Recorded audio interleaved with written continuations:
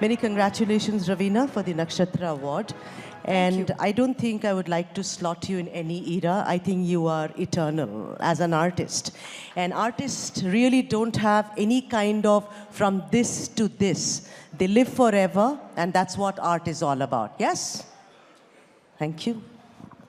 All right. So, generally when we speak about cinema, when we speak about films, we keep it to great directors. Of course, there are great directors. But like I said, our first teacher at home is the mother, always. Now, Raveena, you come from a fantastic film family. Raveena Tandon ji, your father, I remember all the films, Khudgars, Khel Khel Mein, Majboor, shows that I only saw films, did nothing else. Also, your uncle, McMohan, the famous Sambha from Sholay, iconic. Who doesn't know him? But I have read an interview by Ravi ji where he said, all that is fine, she had talent, बहुत talented ladki thi. Lekin it was the mother, Veena ji, which I do not think many people know about this. These are little nuggets that one needs to know. Isn't that right, Raveena? I think I agree with you because you are right. My dad would never refrain from mentioning my mother every time when it came to giving her due credit for the upbringing, because ultimately and honestly, especially being experienced, I have 2 grown-up children now. I have 2 adoptive and I have 2 biological children as well. And I do think that the upbringing, the major part contributing towards any child's nourishment, nurturing, and their upbringing is the mother. And same way, I think it was my mom who played a very integral part as far as I'm concerned. And like you yourself did quote my father. Yeah. पापा ने यही कहा था शायद interview में जो आपने मुझे बताया कि it was all in the genes. And that's because of dancing. Talk a little about that. Was she a trained dancer? How did that happen? Did it come to you genetically? Or did she actually teach you and you didn't even realize कि ये बात के लिए हो रहा है? I think it was genetics because कहीं ना कहीं मम्मी ने तो 15 साल किया हुआ था बिरजू महाराज के अंडर कथक, तो उनमें always एक artistic था ही trait, and वो कहीं ना कहीं शायद हमारे खून में भी आ गया very naturally. So I think it was genetics, क्योंकि जब मैंने अपना करियर का शुरुआत किया तो बिल्कुल ऐसे नहीं था कि ट्रेनिंग ली और मम्मी ने ट्रेनिंग दिया, इन्होंने ट्रेनिंग दिया, कुछ एक्चुअली अनहर्ड था कि मैं फिल्म ज्वाइन करूंगी, बिकॉज किसी के जहन में आया भी नहीं था कि I am going to join the movies one day, and it just kind of just happened for me. So that is how it was. Lovely. So you see, there is one, these days the most popular thing is Nepo kids, we keep hearing it. But the point is that here is somebody who's from a film family and well spun, बिल्कुल घुस जाओ film में, उस type की family. आप nepo kids की बात करेंगे तो हमारी आधी पॉलिटिक्स, आधी इंडस्ट्री खत्म हो जाएगी. लेकिन आपका जहाँ तक ताल्लुक है, what I'm coming to, Raveena, जहाँ तक आप हमारे देश की बात कर रहे हैं, अगर नेपोटिज्म की बात करेंगे. But you joined Genesis. I mean, you see, you did not say, okay, I'm going to now join cinema. So I want to then, your first film happens in 1991, which is Patthar Ke Phool. Tell us a bit about that. Were you just picked up from there? You were working with Prahlad Kakkar. Talk about that. Well, शुरुआत तो वैसे ही हुई थी. I was doing my post and pre-production work with Prahlad Kakkar. I was his assistant. And everyone used to tell me, you're not cut out for being behind the screen. You need to be in front of the screen. And that's how the journey started. And one day I was just offered this one big film. And I just said yes to it. It was actually very interesting the way I started. Yeah. I had been offered a lot of movies, and I had been constantly saying no because I actually wanted to get into direction. Right. I had not thought of acting because a lot of actors, probably since they're children, they want to grow up to become actors, right? I did not want to get into acting. And I never looked at myself in the mirror and said, oh my God, I'm going to be a star one day. Because if you'd look at me when I was 13 or 14, you would not even turn around and say, oh my God, this one's going to be a star. I was this round, roly-poly kid with 2, oil in my hair and 2 plaits and doing my 8th and 9th standard. But interestingly so, I said no to a lot of films initially. And Salman Khan's film, that was his first film, was a very big hit, Maine Pyar Kiya. And soon after that, I was offered his second film because somehow people had seen me in the advertising world. Okay. And they kind of approached me for his second film. And I remember going, I was in my FIJC, and मैं गई college canteen में और मैंने अपने दोस्तों को बोला, guess what? I've been offered a film with Salman Khan. And they were like, are you serious? They were like, हाथ जोड़ के यार तू इस फिल्म को हाँ कर दे, उसके बाद तू फिल्में कर नहीं कर, we don't care, we just want to come and sit on your shooting and meet Salman Khan. And that's how I signed my first film, just because my friends wanted to meet and hang with Salman Khan. Right. And you know, that is exactly how I planned my career. And you know, today we talk about swag, we talk about women, which is so fantastic, women on bikes and everything. Correct me if I'm wrong, here is a woman we see who went to Mitibai College in an open jeep. Am I right or am I wrong? Yes, you are absolutely right. I also do believe that how much ever I do contribute, to be fair to all the fantastic men sitting here in our audience, that even though I contribute a 70% of upbringing to my mom and to all the mothers that are there who nurture and nourish their kids, I do believe that behind every strong daughter is an doting and a strong father. Love. I totally believe, and this is for all the men out here, because it was my dad who taught me literally how to change car tires, to drive, to ride a bike, and I was absolutely allowed to do everything that my brother did. In every way. If he's learning to change this tire and he's going to wash the cars on Sunday, you're going to wash the cars as well. And you're not going to drive a car till you don't know, what is under the hood in that car. Right. Because tomorrow you're stranded anywhere, you're stuck anywhere. I don't want you calling anyone for help. You need to be standing on your own feet or literally, sitting down and changing that tire yourself. You're not going to call anyone. You are going to be there dependent on yourself to do whatever you have to do on your own. Fantastic. And that's how he brought me up. Let's talk about the transition in your craft. So we know, from Mohra, we know Sheher Ki Ladki, we know Andaz Apna Apna, people laughed with you, sat there, Then the transition happened and we saw you in Shool, the wife of a cop. And I can never forget the scene when Manoj Bajpayee, the door opens and you faces him after he's lost your child, lost as in lost forever. Then there is, of course, Daman, there is, of course, Ghulam-e Mustafa, there is Aqs. Tell us about that. Did you make a conscious decision, Raveena, that this is, now I'm getting all these female-oriented films where I can be somebody else in every film and I'm going to do it? How did this transition happen? I think in every actor's life, or I think in every artist's life, you evolve along the way. And that's exactly what happened to me. There was a point, yes, where I was playing the young, rich, spoiled brat. And all I changed was not my dialogues, but just my costumes for the next film. So it was literally doing the same role in every second film. Nonetheless, there came a point where I said, yes, now it's the time where I want to do something more substantial. I want to do something that challenges me as an actor, that challenges me as what my craft is. And I'll tell you another very interesting thing. I consciously did it at the peak of my career where I had commercial success. Yeah.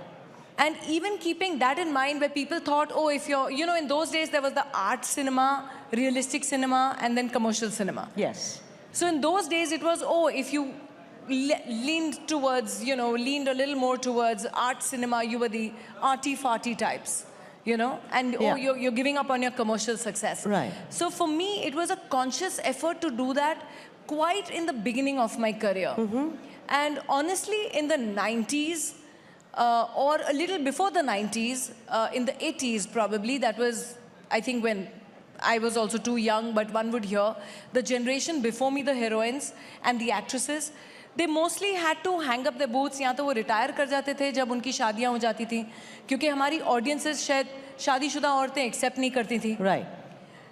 और जब हमारे heroes जो साथी कलाकार थे, उनको वो समय मिल जाता था by the time they were in their middle ages to hone their skills, to become fantastic actors, to master their craft. They got that time to evolve. Right. Whereas when the time came for our women in the industry to be great at their work, to be masters of their craft, they were told to retire. Right. That is something which I never understood. Which now, We have the strength, we have the independence, and we have different various platforms. So Raveena, are you saying in cinema or in OTT where you've really done very well? We've seen, Karma Calling is one. I've seen promos of that. I'm really waiting. It's coming sometime in March, if I'm not wrong. But what about, you've done a lot of other OTTs as well. Do you think it's OTT or cinema? Both give you the opportunity. I think now. both. Yeah. I think the basic viewpoint or the awareness that is there in our audience today. एक तो exposure इतना हुआ है हमारे audiences को global cinema में through via OTT, via various festivals कि अब हर तरीके के cultures, हर तरीके के फिल्में हमारी audiences देखती हैं. तो accepting ज़्यादा है. I'm sure a lot of my colleagues in this room and ex-colleagues who are now, strong political leaders here, my friend Khushbu's here in the audience, whom I completely love. But she will agree to what I'm saying, that by the time, actresses reached that point where they had to hone their skills, they were asked to retire. But now we have that strength, whether it's through cinema.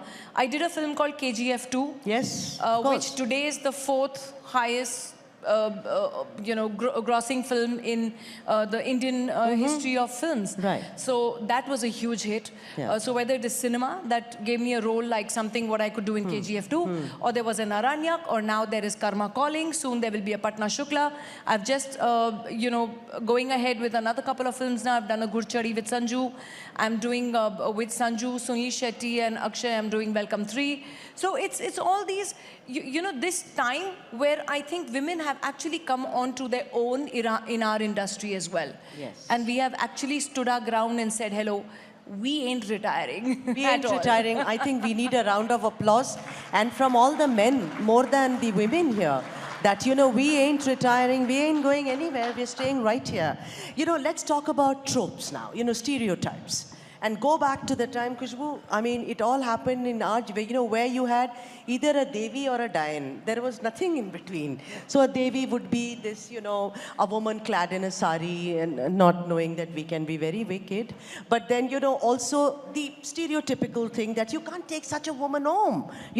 Don't you think at least that thing has been blurred, Raveena? I'll actually little cut you midway in this, because I think I broke that stereotype with a film called Daman. Yes. For which I won the national award. Kalpana Lajmi. Yes. Kalpana Lajmi. Yes. And at a time when you rightfully said, when our films were depicting ke bhala hai, bura hai, jaisa bhi hai, mera pati, mera devta hai, we were depicting that. And even though the villain was the worst person that you saw on screen, but the hero's बहन would always stand in front and said, "Goli, पहले मुझे लगेगी फिर मेरे सुहाग को." Whereas I probably would have stepped and said, "Go get him, dude." It's like, but nonetheless, jokes apart, we did make a film called Daman in the year 2000, which spoke about marital rape and domestic violence, which till date is being debated in the Supreme Court. That's right, marital rape, yes. And we still haven't passed that law, which I'm hoping that we do soon, because there are a lot of stereotypes to be broken. Because earlier on, everyone was कि ठीक है, whatever the जो भी झगड़े हैं, जो भी violence है, वो घर की चार दीवारी से बाहर नहीं जाए. And women were victimized throughout. And that is exactly what that woman, the movie Daman spoke about in the year in 2000. Right. And we are in 2024. Right. Yes. 24 years down the line, I still feel that that topic is still so relevant, that we are still talking about women not being able to come out and are constantly quiet on being victimized, whether it is domestic violence or it is rape or it is every horrific form of abuse. All right, so, India poised for the next big leap. We have shining examples of women. I mean, if I name all of them, it's going to take at least 15 minutes. But I'm going to take two names. Indra Nui is one, and the other is Meera Nair, and comes from your field. Great filmmaker, started way back. Salam Bombay was what, like 35 years ago, right? I want to ask you that, what does it take? I mean, we are one nation which makes the largest number of films and fantastic cinema. Look at where our cinema has gone. What do you think will take? How do you look at the future for our cinema to be right on top, doing even better than this? Because sky is the limit, Raveena Tandon. I definitely feel that as far as our Indian cinema is concerned, where I do see that I do see in today's day and age a very united front. Right. So we have strong films coming from every part of our country, north, south, east, west. And it is pretty incomparable. You know, actually, I cannot even say that we can compare to anyone else or any other industry, because actually today, if you see, we are the greatest industry that is there globally. Yes, true. The amount of films per annual that we come out with, the production value, the costing of the films that we Yes. make. Today, whether a Bahubali or if you see a film like RRR, they probably cost much more than a Mission Impossible 4. Right. You know, and the kind of monies that we put in and the kind of investment that we've done and the kind of returns also that we're getting. It's high time that our industry is touted today as taking a global stand and not waiting anymore to be called the second best and definitely not to be called Bollywood. Trust me, all the industry insiders hate the word Bollywood. That is something that does not conform with us at all. And also sandalwood and Tollywood and Bollywood, Collywood. Lollywood and Tollywood Yeah, and I Mollywood know. and Sollywood, and we are very sorry wood. Yeah. We don't want to be known as any wood. We are the Indian film industry, and that's how we stand at. Absolutely. And give it up for the film industry. Ladies and gentlemen, Raveena Tandon, the eternal star. What a pleasure it has been. Thank you very so much. very much. And many congratulations for the Nakshatra Award. And that's the way to go, Nari Shakti. Thank you so much. It was a pleasure.